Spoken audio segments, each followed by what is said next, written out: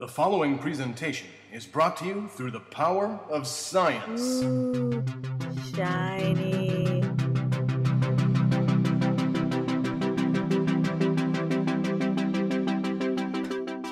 Welcome to Generations Geek, a more or less family-friendly celebration of all that is geeky.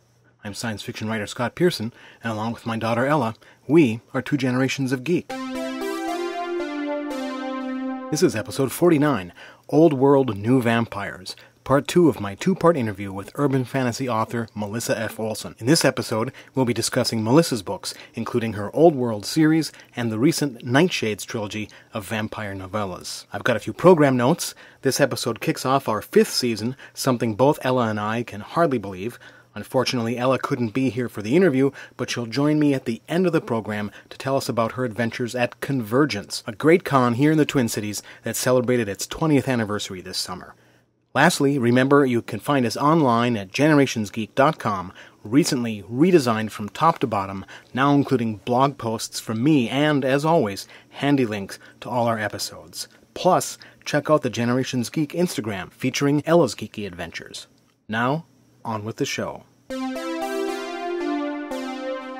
When did you become a geek? When did you start really reading stuff in the various genres? When did it grab you? Well, that's a complicated question with today's constantly changing standards of fandom and geekdom. I grew up a mystery fan. Mm-hmm. And that was mainly because, like all voracious readers without a driver's license, I read whatever was in the house. And my parents read my dad read a lot of like Robert P. Parker and Mm-hmm. Michael Crichton. So I think Michael Crichton would probably be my first real like science fiction type mm-hmm. reading. But because I read that along with everything else in the house, it didn't stand out to me as mm-hmm. like, oh, I'm embracing science fiction now. You know, I'm 10. So it was less a conscious choice to pursue that genre and more of a what else is there here in my house. And then when I was I actually didn't read urban fantasy, the genre that I now almost exclusively write in, because it never really occurred to me to do so. I read a little bit of Anita Blake, the Laurel K. Hamilton series, mm-hmm. when I was a teenager, and that was very formative. But I read it mainly because I wanted more Buffy the Vampire Slayer, and I couldn't wait for, the next new episode. And eventually my parents cut the cable and we didn't get the CW, so I couldn't watch it anymore. And that was devastating. So I was more like looking, it was like the person who gets hooked on the nicotine gum because they can't have the cigarette. So anyway, I read Anita Blake for a while. And then when it became, she had a shift in the tone of the books, where it became much more of an erotica series that happened to have other elements. And, mm-hmm. At 15 or 16, I wasn't really on board with that. So I kind of walked away from all sort of urban fantasy reading. And then, I read mysteries for fun, and I read a lot more of the literature for school. And then when I was 23, I was visiting my family in Chippewa Falls, and my little sister was reading a book called, let's see, it's Rob Thurman, and it's the Cal Leandro series, and it was called Night. Dang, it's so sad that I can't remember this. Are you looking it up? Trying to put me out of my misery. That was a Freudian slip. Yeah, the first. Okay, Nightlife. Thank you, iPhone. Okay, so the first book is called, the book that my sister was reading was called Nightlife. And I picked it up and I'm like, what is this? And it was just a classic thing where you're home and your little sister's got something, so you pick it up and look at it. And I started reading this book and I was so instantly hooked. And after that, I read the rest of the books in the series. At the time, I think there were about 3 or 4, and I needed more. So I kind of gave myself a crash course in urban fantasy at that point. And, looking back now, it's so funny that I didn't get to it sooner because, mm-hmm. I kind of had the roots there where I could have moved from Buffy and Anita Blake and gone that direction, but I was getting an English Lit degree instead. So I kind of did this crash course in urban fantasy and I loved it and I consumed these books. And then I started writing around the same time, but I said I would never write an urban fantasy because it was already such a saturated market at that time. You know, there were so many vampire books. And this is kind of before zombies stepped up as the zeitgeist. It was just so grossly oversaturated. And I said, I'm never going to write one of these unless I can think of something that I haven't seen before. And that seemed like quite a long shot because all of the books seemed like some variation of the same, 3 or 4 creatures.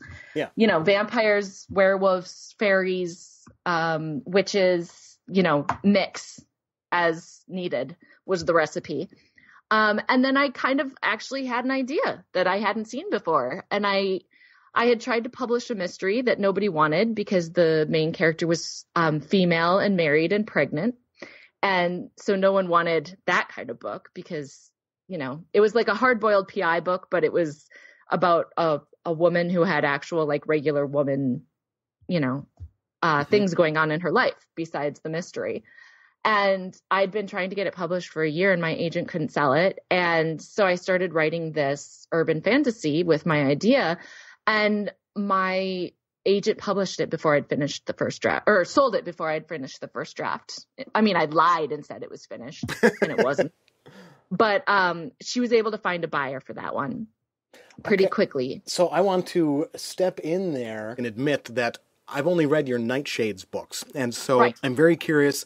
You have these other series that all seem to be in sort of a meta series, a larger universe. Yes, there's spin-off. Yeah. And so tell me and our listeners a little bit about that world and how it developed. Well, the idea that I had, and I'm very careful to say that it's an idea that I hadn't seen before, as opposed to an idea that nobody else had thought of. But my idea that I hadn't seen, was a character who would sort of just by her physical presence undo whatever was magic in a given location. So I called it a null. And if you are close to a null, then you revert back to whatever you would be without magic. So if you've been turned into a vampire and you step close to her, you're a human again while you're within her range. And then you revert you back. Step back out, you're a vampire again. Nice. So it's like much later, somebody directed me to the fact that there's an X-Men character called Leech who does something similar.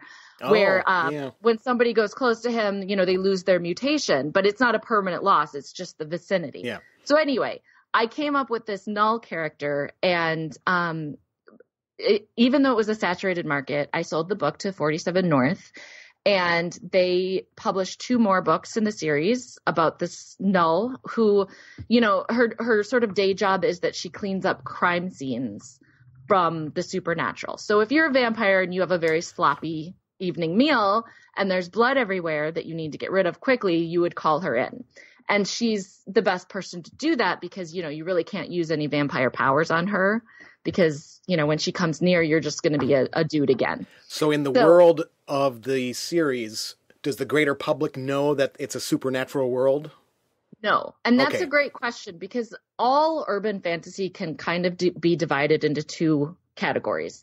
Either everybody knows and we're trying to keep things civil, or nobody knows and we're trying to keep things hidden. Yeah. So my first series was the latter, where Scarlett Bernard is the main character, and her job is to keep everything quiet.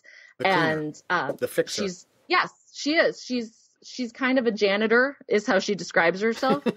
But she's a very sarcastic character with a chip on her shoulder.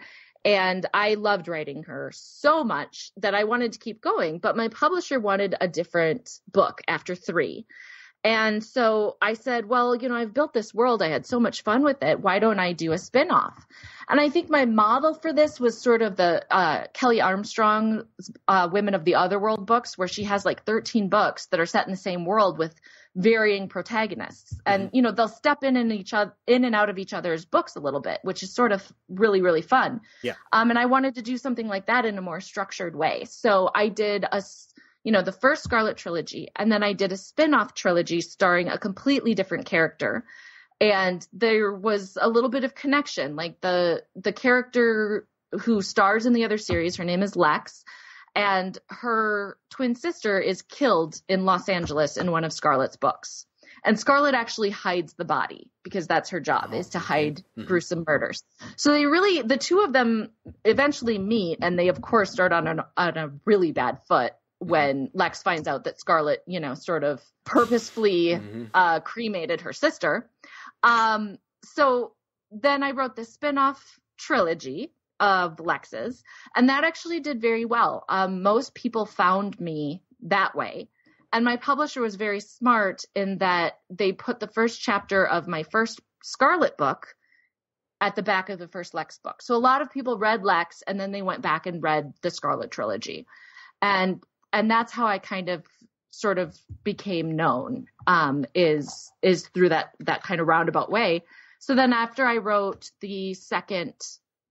after I wrote the whole Lex trilogy, they were willing to let me go back and write more Scarlett. So then I wrote another Scarlett trilogy. So there are 9 books out now, 2 Scarlett trilogies and a Lex trilogy, but they're all set in the same universe, which I sort of colloquially refer to as the old world. Mm-hmm. And the book I'm writing right now in my home life, when I'm not talking about Frankenstein, is a new Lex book. So I'm trying to kind of, in theory, I love doing, one trilogy and then the other and then the other. It's great for me because the protagonists, all those books are in first person, but the protagonists are so wildly different. Mm-hmm. Scarlett is very much a reluctant hero. She's John McClane in the crawling through the air shaft. Like that's very much her, where Lex is a former soldier and an Iraq war veteran, and has this just, ingrained sense of sort of duty and responsibility. So they're so fun to write. And I love writing scenes where the two of them talk, or, fight or whatever it might be. But then after I had sold my first book, but before it was published, I decided to go to grad school and get an MA so that I could teach college. Oh, okay. And so it was a very weird position to be in grad school, having already sold your first book, but it was a genre book, which is like something on the bottom of everyone else's shoe. Yeah. So grad school didn't quite know what to do with me because I had sold a book, which is the dream, but it was a genre book, which is garbage.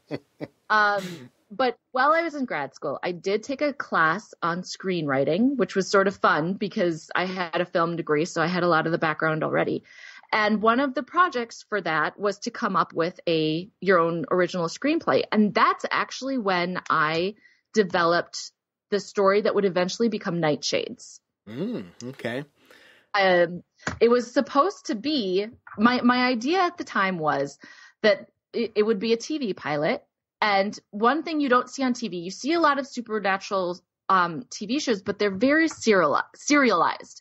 There aren't very many like procedural supernatural shows. The TV show Supernatural probably comes closest, but even that show has quite a bit of, plot lines that carry through the whole season. There's always a big bad that we build up to. So I wanted to write, like somebody later compared it to, like not CSI. What's the one with the FBI profilers? Criminal Minds. Yeah. Criminal Minds with vampires is what one reviewer eventually called it. And I thought that was really funny because that was kind of my goal. I think I was watching a lot of NCIS with my dad at the time. Well, and the interesting thing, first off, I like that procedural setting. Mm-hmm. But then comparing and contrasting with your other work, in Nightshades and Switchback, we get vampires you approach from a more scientific perspective, as opposed to your other stuff is the supernatural vampire. Right, and I wonder if you want to talk a little bit about those two different approaches. Absolutely. I knew when I was planning this as a TV pilot, because I really outlined most of what eventually became Nightshades. It would really be a great TV show too. I mean, it's all the elements are there for that kind of storytelling. Right. But when I was planning it, I knew that I didn't want to do a big universe where there's many, many different kinds of creatures. I did not want to write where there's, shifters and fairies and whatever. I wanted to keep it as realistic as possible, because to me that makes it infinitely more interesting. When, like, in all of urban fantasy, you need realism to ground the fantasy. And I really wanted to lean on the realism and the sort of, maybe not even realism so much as the sort of criminal procedurals. So, some of the influences I would say were like Batman, where, his stories are always best when it is like him and like these street level thugs doing realistic crimes. Or Blade was another big one, because the first Blade movie is very gritty and it's very sort of dark, but it has a realism to it because, vampirism is really like a disease that you can catch, and so they have a virologist who's fighting it. So I really wanted to write in that vein, as opposed to the like very widespread sprawling supernatural universe. And I wanted to kind of keep it sort of locked down. And so I made a few decisions to make that happen. One of them was to not use the word vampire very much. In the book, vampires call themselves shades. That's the term that they preferred. They sneak around in the shadows, and they see themselves as, they don't really see themselves as vampires, because that's sort of a loaded term. Yeah. They don't like that word very much. So, occasionally someone will call them that in a derogatory sense, because, Nightshades isn't set in a vacuum. Like they've heard vampire stories, but you actually then have but all of the like sort of supernatural things we attribute to vampires, the religious aversion, for example, or stake to the heart, those are all sort of superstitions. And you even eventually have shades who sort of have come to believe their own press, and they think, that they should like hide from Bibles or whatever, when that's not true. So anyway, that's how that series kind of came about. I really wanted to do something different. And at the time I was really enjoying Christopher Farnsworth's President's Vampire series, which is a trilogy and a few short stories and novellas now about, a vampire from like the Civil War era who swears service and loyalty to the office of the President of the United States. So the president can send him on missions. And it's kind of, there are more creatures in that universe, but it's a very sort of realism based universe. And it's written in third person. There are multiple POVs, and I really wanted to play with that. So I'm getting ahead of myself. Basically, it started as a grad school project, and I didn't finish it. I didn't finish writing it. I kind of put it away because grad school, I was busy, and I had small children. And by the end of grad school, I was expecting my second. So there was a lot going on. Yeah. But then years and years later, I met an editor named Lee Harris, who was just starting up the Novella division for Tor, under the sort of Tor.com banner. And I met him at a conference, and when it was a timing miracle, because he happened to be looking for novellas, and he contacted me and said, do you have anything? Do you have a story that you've been sitting on? And at the time I was, working my butt off on old world books, and I was contracted for more of them. And I didn't have any original ideas. I was so just overwhelmed with keeping up what I was doing. But I thought, I have this thing. I did develop an entire world, and I developed all the characters, and I gave them all backstories, and I have the pilot. And the thing that really appealed to me was that we sort of see a lot of literary adaptations onto film where one full-length novel equals 1 2-hour movie. Yeah. And I thought it would be a really interesting project to do it in reverse, where one 1-hour pilot translates into a novella, which is a short book. Most of my books, my old world books, are about 90,000 words. And all of the Nightshades books are between 40 and 45,000. So they're right around half. And so I wrote Nightshades. I structured it like a pilot with, the act breaks that you would have for commercials and, the multiple characters and POVs and everything. I had so much fun writing it because I got to do a lot of things that I hadn't gotten to do yet, like write from the villain's perspective. Mm-hmm. I'd never gotten to do that in my other series. And it was a great time. It was set in Chicago and everything. And enough people liked it that they asked, that I was accepted for 2 more. So Switchback came out last year, and the 3rd book in the series, Outbreak, will be out in June. Okay. June 6th. But, if you know someone, you might be able to get a copy earlier. I'll keep that in mind.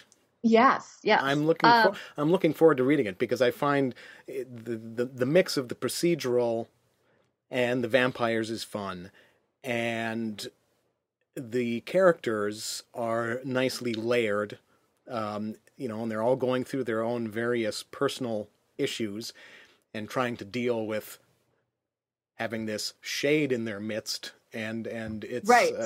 So there's a lot of great character stuff going on there. Well, and I should say, like, the basic premise of Nightshades is that one of the things that drew me to writing this story is that, like I said before, you do see a lot of urban fantasy works where the supernatural is out and everyone knows about it. However, in those stories, the supernatural has always been out for years, Yeah. The Jane Walker or the Jane Yellow Rock series where she is a skinwalker, they've been out since the 60s. The Charlaine Harris books with Sookie Stackhouse, I think they've been out for 8 or 10 years. I wanted to write about the 5 minutes after the world finds out that vampires are real, because I think there would be such a struggle to figure out legislature and figure out who's policing them.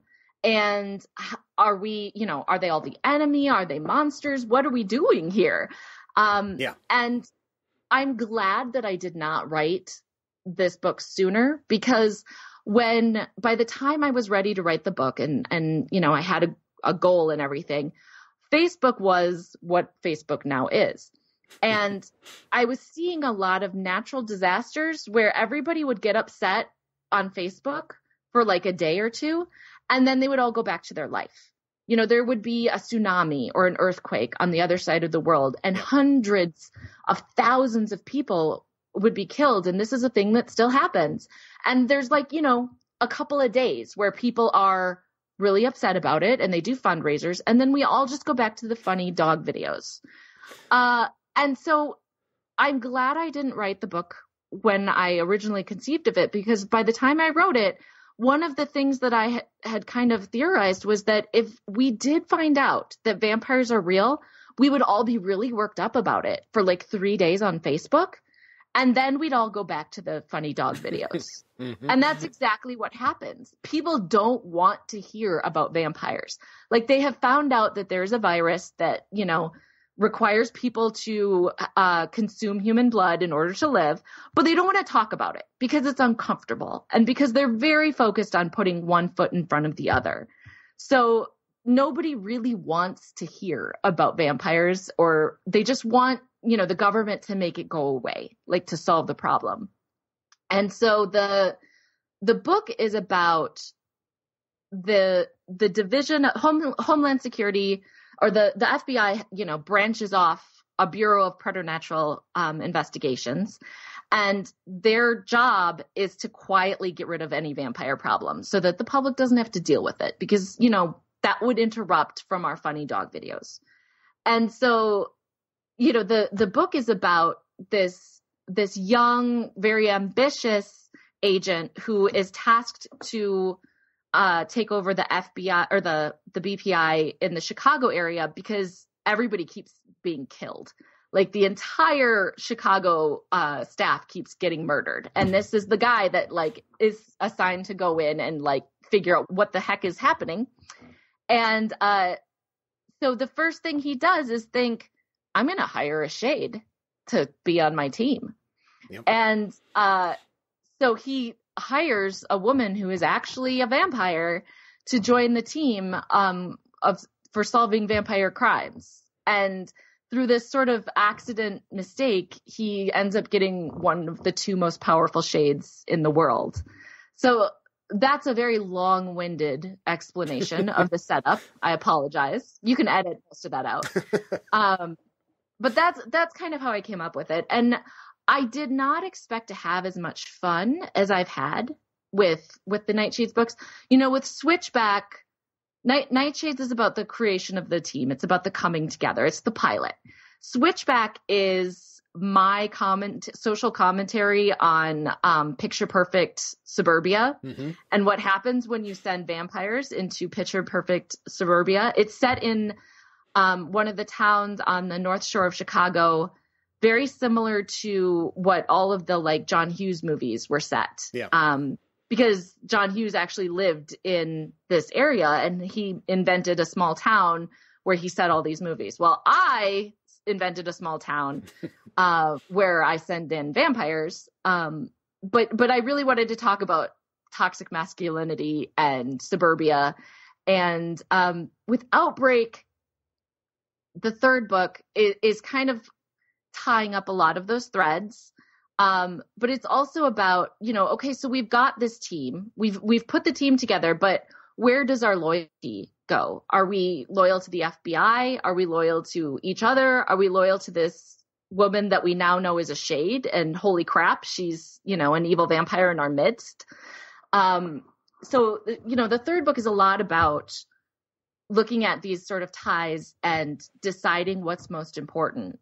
And it also kind of forces the events of the previous two books have kind of forced the public to pay attention to shades, which is an uncomfortable feeling for everyone. So yeah, I really loved writing these books. I had the best time with them. I kind of laugh because all of the reviews I see are like, well, they should be longer. And they're novellas. They're intentionally short, which was not actually my decision. They would not have been published as long books. Like they were sold as novellas. Yeah. But I take it as both. I take it as a frustrating compliment that, you know, people always wish that there was more and they were longer. Yeah, they want more. But you develop a storyline that can be told in that amount of words. Right. And the whole project was kind of, it came about in a very unusual way. You know, usually with writers, you have the idea and you write it, or you at least write up like an outline and some chapters, and then you sell it somewhere. You know, your agent has to basically do a hunt and find someone who wants it, and then you sell it somewhere. And this was just so strange because it was conceived as a TV show years ago. And then I actually had an editor who asked me, just because of the timing of this new novella division, you know, and it's not like he would have bought anything I came up with. The idea happened to work for the person and the situation. But, you know, it was just everything about this book everything about how the book came to be published was kind of unusual. For any listener who is a beginning writer, it underscores the lesson, never throw anything away. Exactly. That is so true.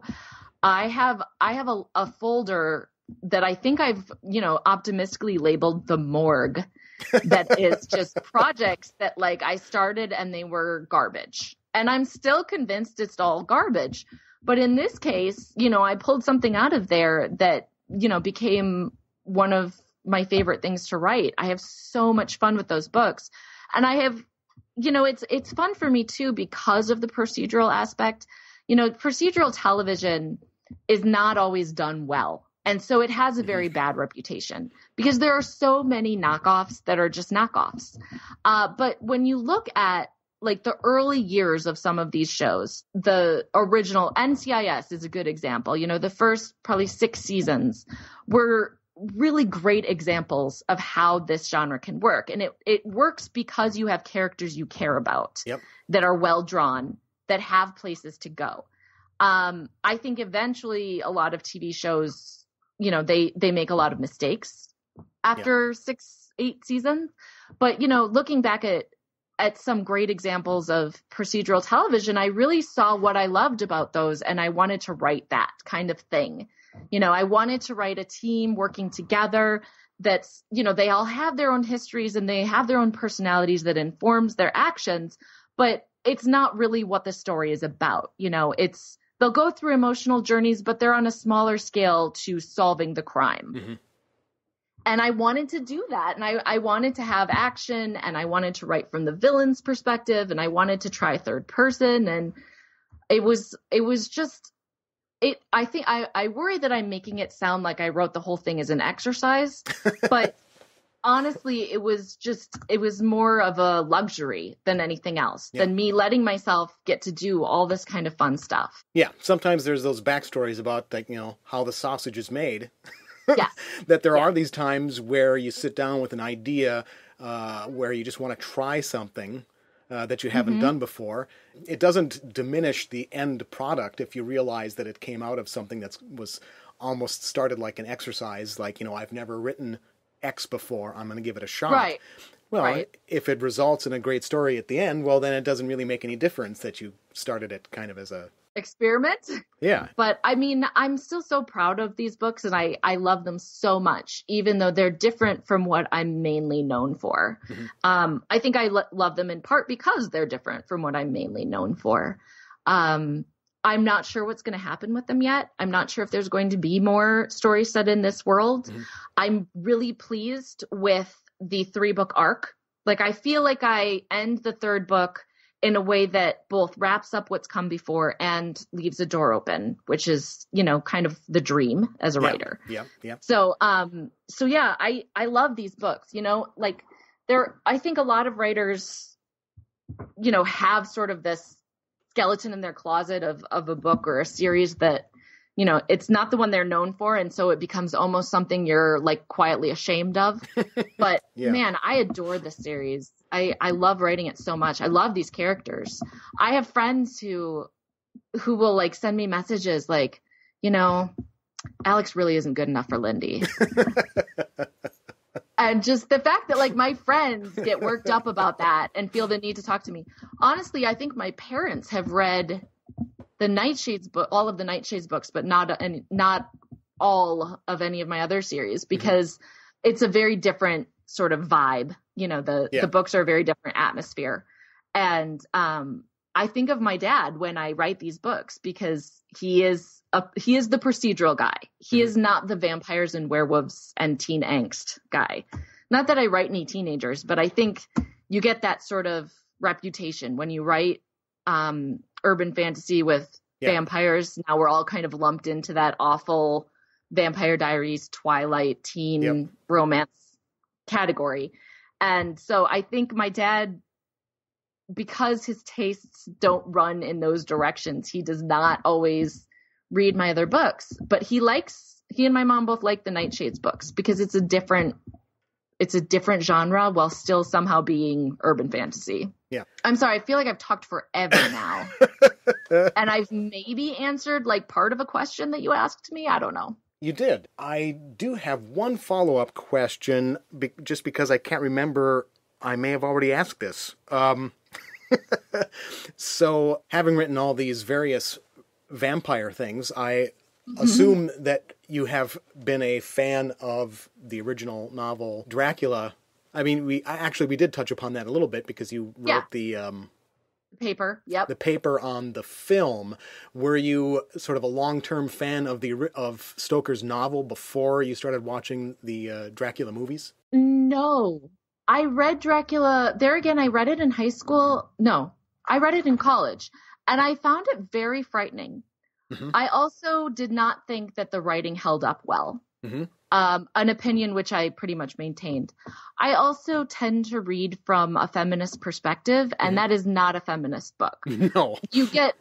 You know, on the one hand, Mina is a very, sort of empowered for that time woman, but she also like longs to give Jonathan his babies, it's sort of demeaning. Well, it's got that big asterisk, down to that footnote for that time.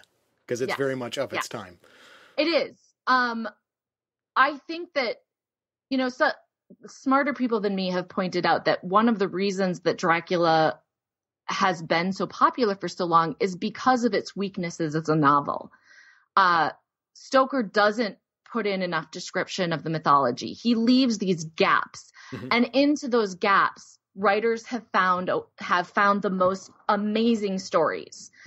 I'm a big fan of Carrie Vaughan's argument that the book is actually a techno thriller, because the book is about cutting edge technology for their time. Blood transfusions, is it mimeograph, the machine that the various, and telegraph, dictation machines, the dictation machine. Oh my gosh, the dictation machine. Like it is about technology almost more than anything else. It's a Crichton novel of its time. It is the Crichton novel of its time. And like many Crichton novels now, it's dated. But the sort of magic of Dracula is its weaknesses, whereas I think the magic of Frankenstein is Mary Shelley's strengths as a writer. Interesting. And I say that without any like bad feelings towards Dracula. I have a lot of admiration and respect for the book. And I think there's a lot in there that is done so well.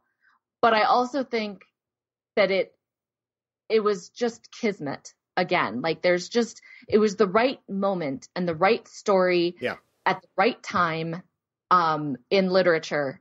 And it made a huge splash because of it. And then later, when it wasn't as relevant, by then it had so many imitators that it had to be relevant, even though the public discourse and the topicality of the book had faded and the technology aspect had certainly faded.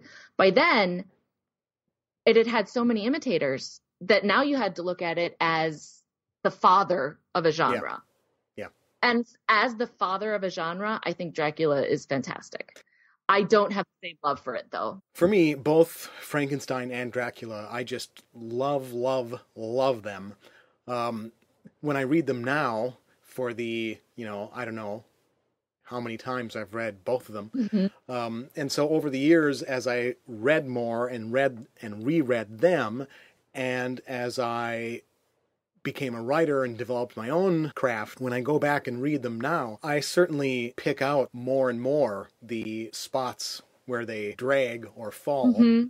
But it really doesn't affect my love for them. I still just find them so enthralling and captivating, even though there are these, like you said earlier about Frankenstein, you could just discuss it for hours and hours and hours. Yes. The pros, the cons, what worked, what didn't work, the plot holes, the things that don't even make sense, really. Right. Or the things that made sense at the time or hadn't been done before at the time, but now we've seen so many versions that they feel tired. It's interesting. I think I need to wrap up, though, because I'm getting a certain look from a dog that I recognize as, we're going to need you over here. Yes. And she's going to start whining and barking in a minute. Yeah. So. Yeah, my cat has been nudging at me for the last few minutes, too. So. Hey, whatever you think you're doing, it's not as important as my needs. Well, I'll be eagerly looking forward to the next Shades book or Nightshades book. How do I refer to that trilogy now? Are they called them? Is it the Nightshades trilogy? Has marketing decided on the term? I don't know if marketing has decided. I think of it, I call it the Nightshades books or sometimes the BPI books. Oh, yeah, okay. Because that is also a common thread between them. But either one works for me. I think on Amazon, they're like Outbreak is Outbreak, a Nightshades novel. Oh, there you go. But yeah, that's a marketing decision. That's above my pay grade. Well, thanks so much for coming on the show. Of course, anytime. Thanks for having me. So much of writing is like a solitary thing that you do in your yoga pants without any human contact. Yeah. I'm assuming you do it in your yoga pants. So I love getting the opportunity to actually like talk about some of the things that I spend all my time thinking about. And I'm back, joined by Ella this time. Woo! to give us her exciting con update. She went to a couple of cons this summer. Yes. That I did not attend. First up, CONvergence. CONvergence was fun, a little quiet for me, except for my one panel that I did with my boss, Aaron, from CONvergence. Mm-hmm. So I was a guest on his Enterprising Individuals panel. And who else was a guest?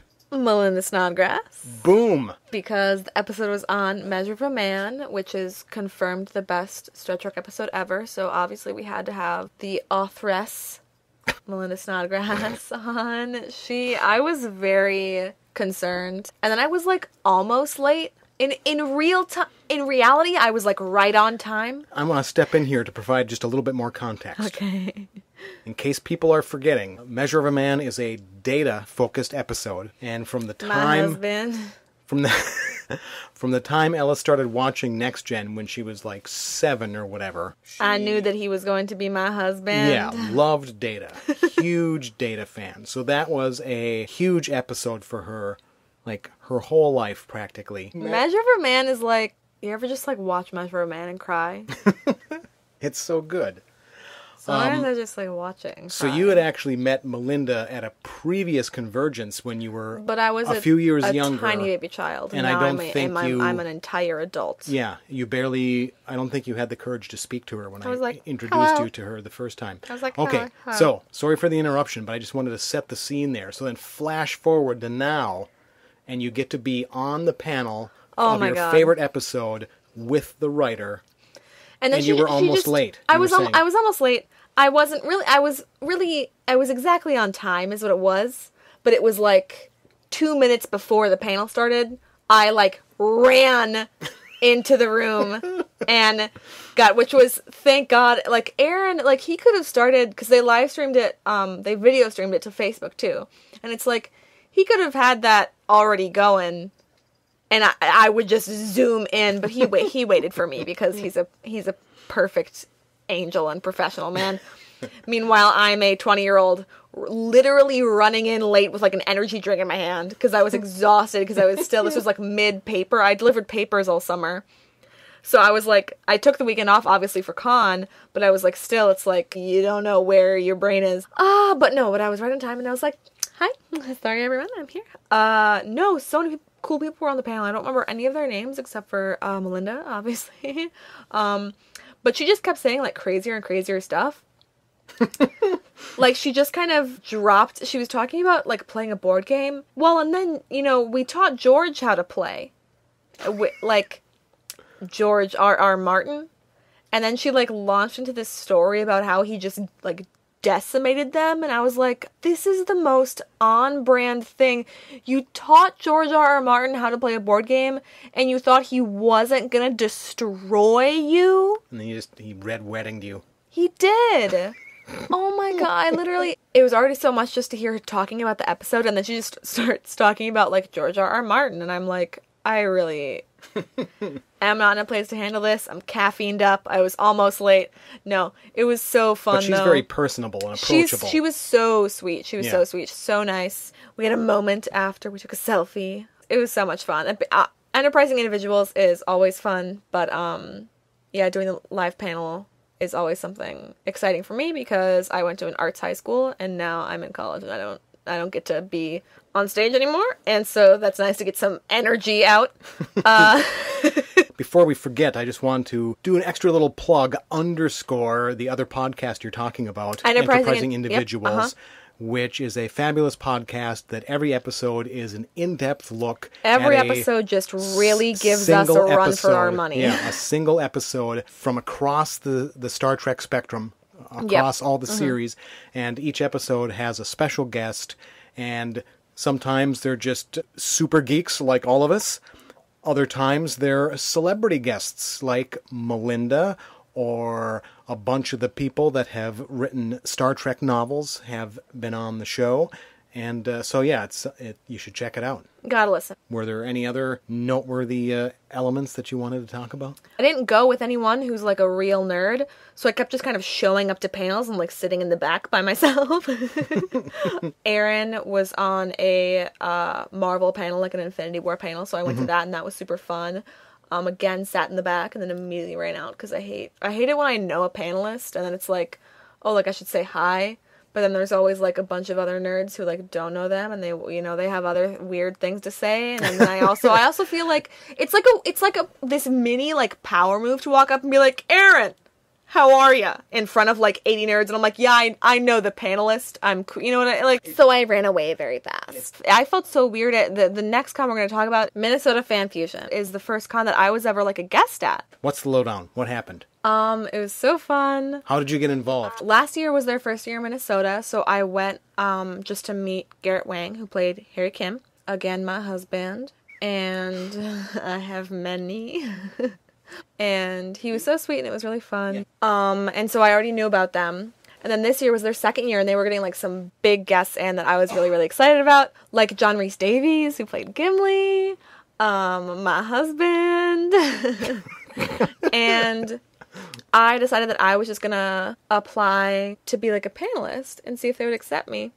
And they did. And so I was a guest, and they covered my like event fee, which was so nice. So because I was on so many panels, I got a pass like for all weekend from the con.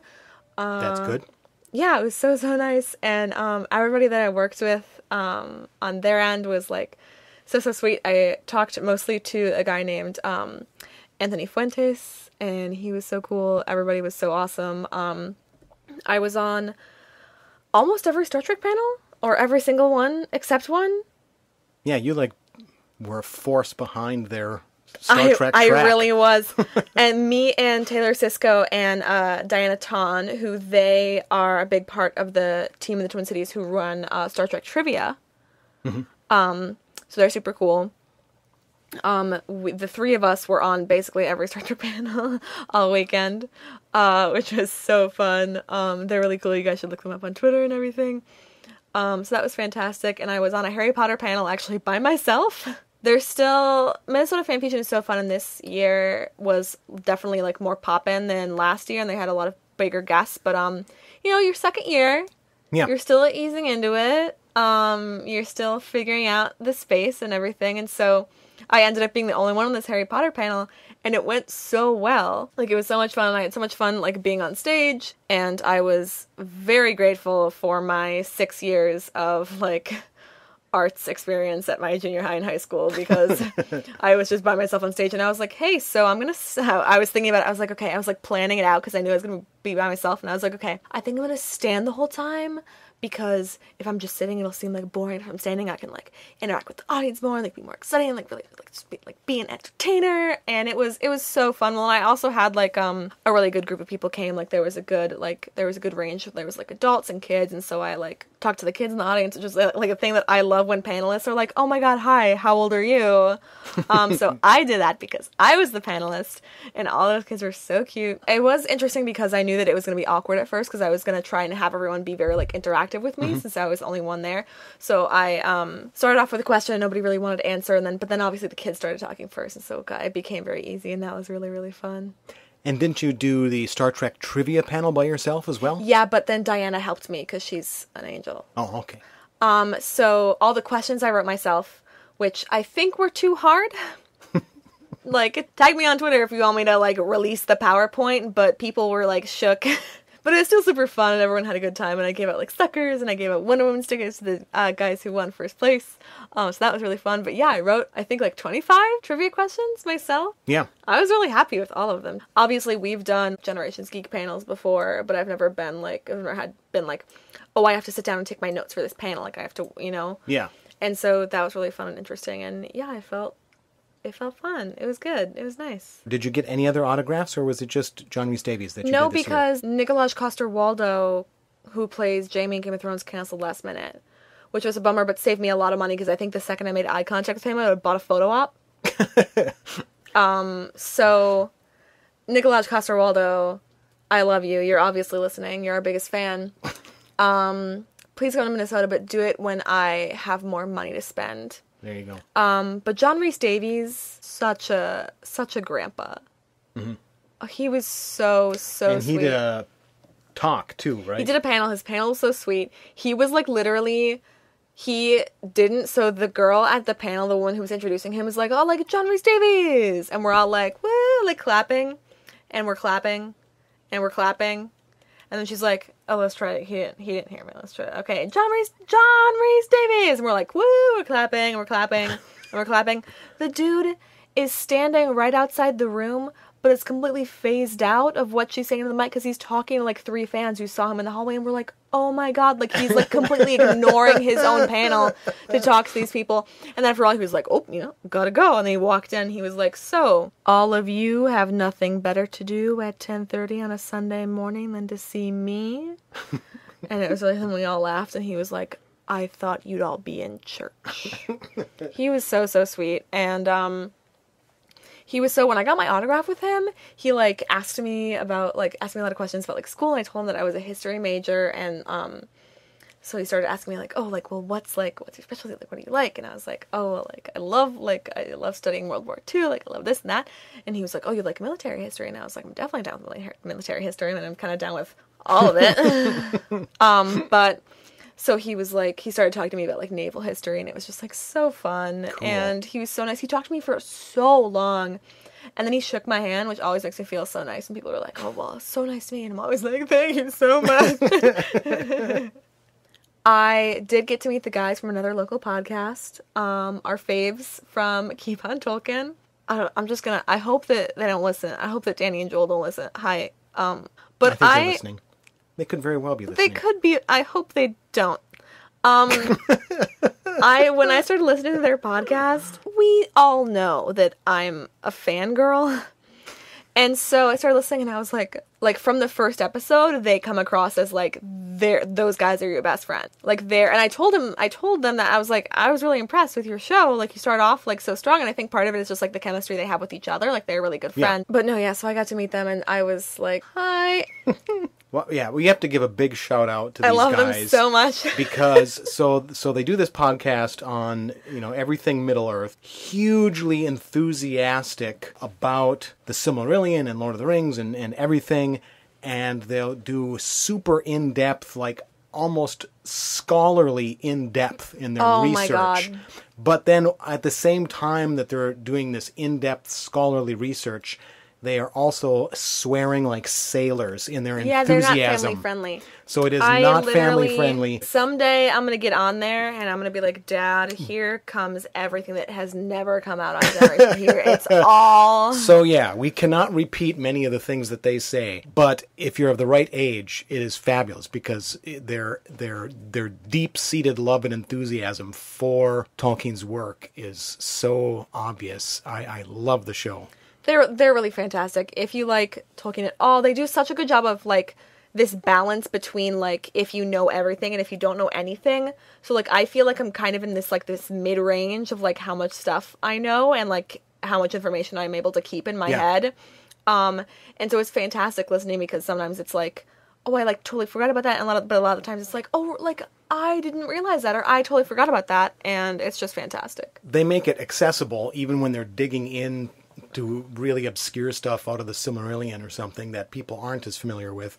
I think it takes, like, a certain type of person to sound so, like, amiable and likable on mic, and they do that every time, and I love them, and I hope they don't listen to this.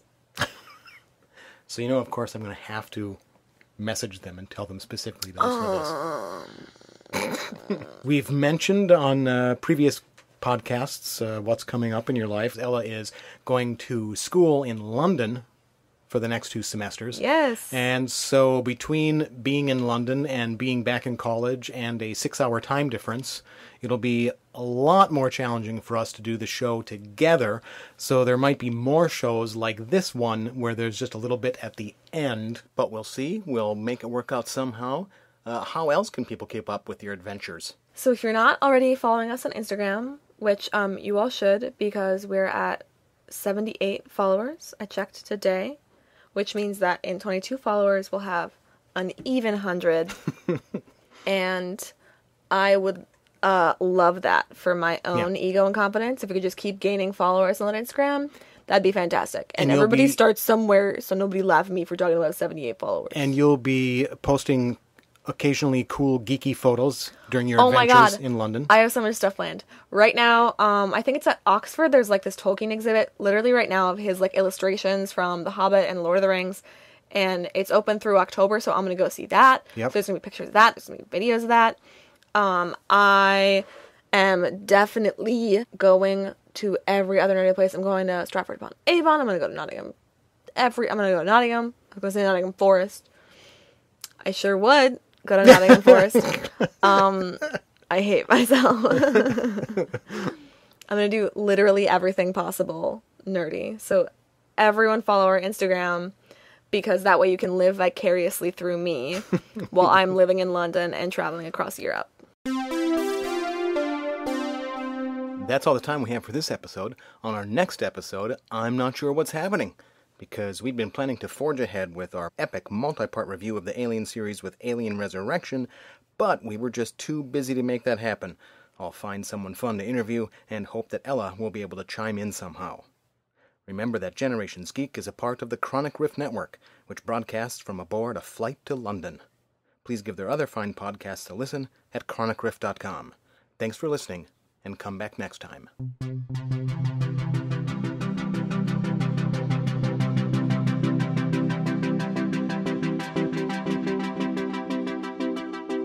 No geeks were harmed in the making of this podcast. Ooh, shiny.